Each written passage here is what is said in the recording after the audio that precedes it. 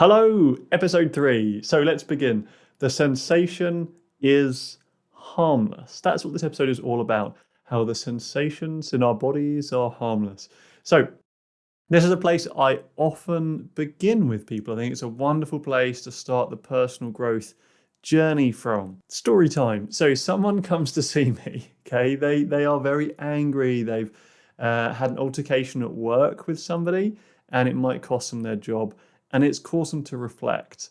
It's caused them to realize, holy crap, I'm angry in loads of areas of my life and it's gotten out of control. Like this trait that they've had has finally caught up with them.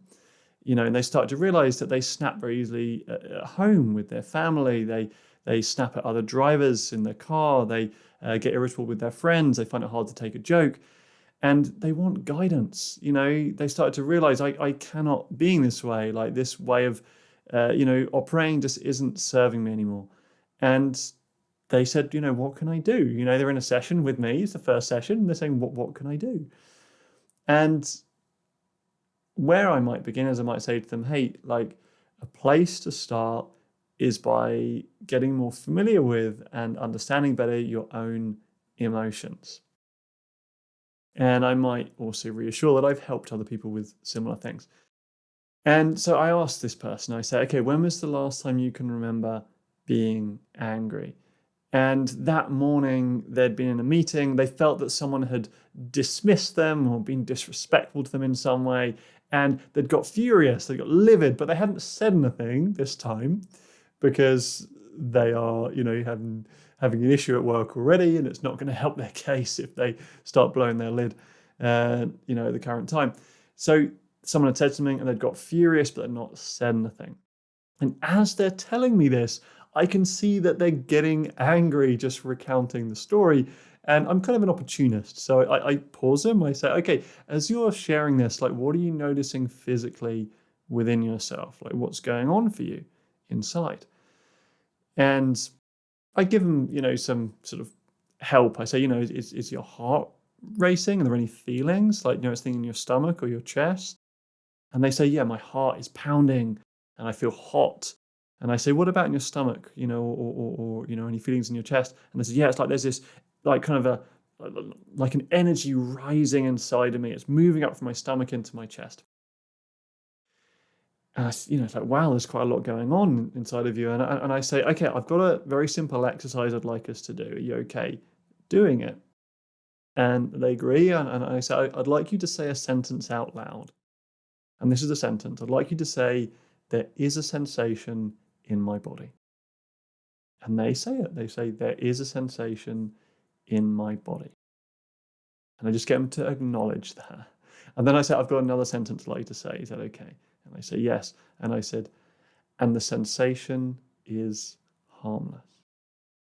And then they repeat, and the sensation is harmless.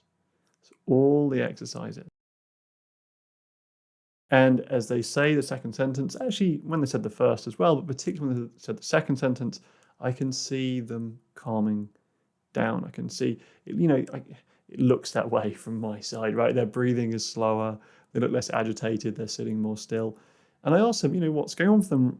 What's going on for you right now? And they'd say, yeah, that was really weird. Like I just suddenly felt a lot more settled and a lot more balanced. And I say, well done. Like, you have just, in my model of the world, you have just regulated your own feeling.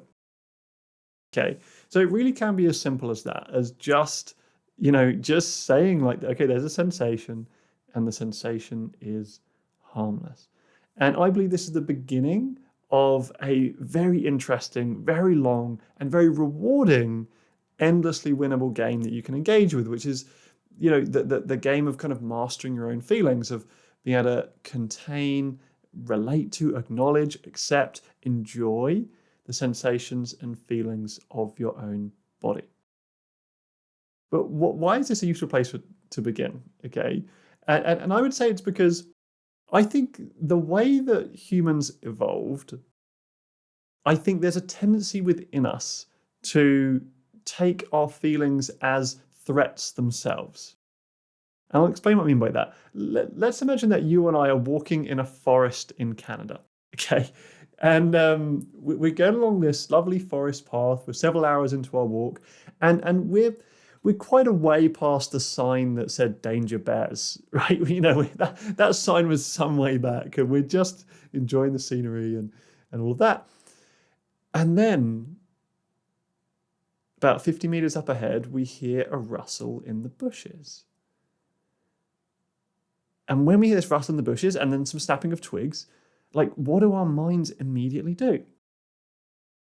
They think bear. And when your mind thinks bear, what happens, right? You start to respond as if there might be a bear there, right? Your heart is going to speed up. Your body's going to get filled with energy. You're going to become mobilized to deal with that situation, whatever the right course of action seems like it would be in that moment. But here's the thing. We haven't actually seen a bear. We've just heard a rustling in the bushes and some cracking of twigs. There might just be another walker up there going for a pee in the bushes. But our ancestors, which would have treated these feelings like a real bear, who would have felt those feelings and then mobilized to deal with something, would have survived more than our ancestors that would have had maybe some feelings come up and then just would have, really dismissed them and let them go, and then kind of carried on walking on their way.